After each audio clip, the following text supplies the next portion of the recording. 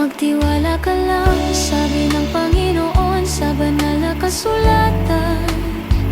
Salita ng Panginoon ay mahalaga, pangunawa at gabay ay kailangan.